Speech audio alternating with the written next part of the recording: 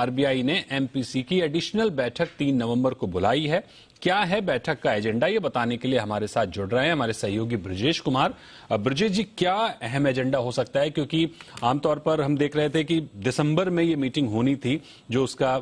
समय था, लेकिन पहले हो रही है, 3 नवंबर को बुलाई गई है। क्या हमें कुछ संकेत मिल रहे हैं क्या कि शायद रेट बढ़ जाए या कुछ ऐसा हो कि जो महंगाई अनियंत्रित दिख रही है उसको लेकर कुछ बड़े फैसले होते हुए दिखें? बिल्कुल, जो रिजर्व बैंक की प्रेस रिलीज है वो जो ये कह रही है कि ये बैठक किस तरह से बुलाई गई है, किस सेक्शन के तहत बुलाई गई है, उससे ये संकेत निकलता है कि चूंकि महंगाई लगातार 3 तिमाहियों तक रिजर्व बैंक का जो एक बैंड है कि कम से कम 2% और ज्यादा से ज्यादा 6%, तो इस दायरे के बाहर रही है। महंगाई की जो सीमा है वो 6% से ज्यादा रही है लगातार 3 तिमाहियों तक। अगर आप देखें तो सितंबर के जो आंकड़े आए थे वो 7.41% थे। उसके बाद ये साफ हो गया है कि रिजर्व बैंक जो मॉनेटरी पॉलिसी कमेटी का दायित्व था कि महंगाई दर को 6% की ऊपरी सीमा से बाहर न जाने दिया जाए, तो उसमें जो है वो असफल रही है मॉनेटरी पॉलिसी कमेटी। तो अब जो नियम है उसके तहत सरकार को लिखित में जवाब देना पड़ता है कि आखिर महंगाई दर 6% की जो तय सीमा थी उसके पार क्यों गई, उसको रोकने के लिए, उसको नीचे लाने के लिए क्या उपाय किए जाएंगे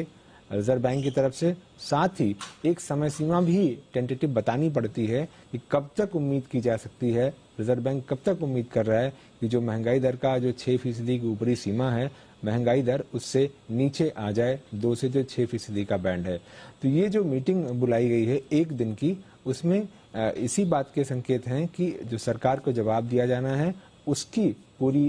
उसको अंतिम रूप दिया जाएगा कि किस तरह से सरकार के सामने क्या क्या दलीलें रखी जाएं, क्या क्या वजहें रखी जाएं और क्या रोड मैप दिया जाए महंगाई को कम करने के लिए।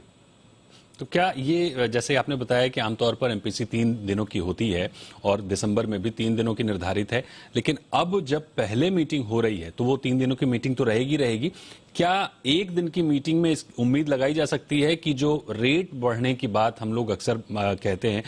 उसके संकेत दिख रहे हैं क्या आपको? देखिए, चूंकि मीटिंग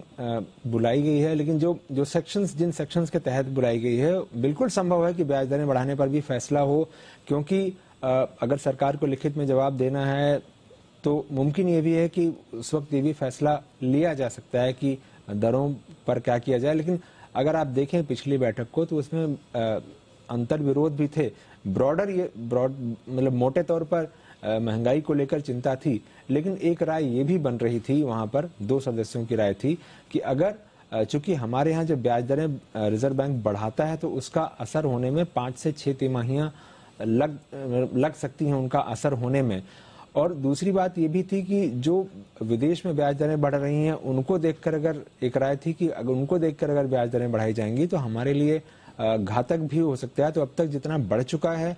उस पर ही ठहरा जाए और उसके असर का इंतजार किया जाए, क्योंकि एक बार जब ब्याज दरें बढ़ जाती हैं और तो उसको आप वापस लेना और उसके असर को वापस लेना वो बड़ा कठिन काम होता है। और चूंकि पीछे ऐसा हो चुका है 2012-13 के आसपास में कि जब ब्याज दरें लगातार बढ़ाई जा रही थी और उसका खामियाजा बहुत दिनों तक भुगतना पड़ा था, तो उस स्थिति से बचने के लिए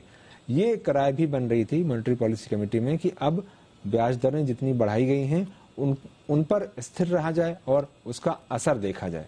बिल्कुल, उसका असर देखा जाए और जो मौजूदा हालात हैं, जिस तरह से महंगाई बढ़ती हुई नजर आ रही है, उसको देखते हुए ये एक तरह की एडिशनल मीटिंग बुलाई गई है। हालांकि मीटिंग के बाद ही वास्तविक एजेंडा पता चलेगा। तो बहुत बहुत शुक्रिया ब्रजेश जी हमारे साथ जुड़ने के लिए और इस अहम खबर को बताने के लिए।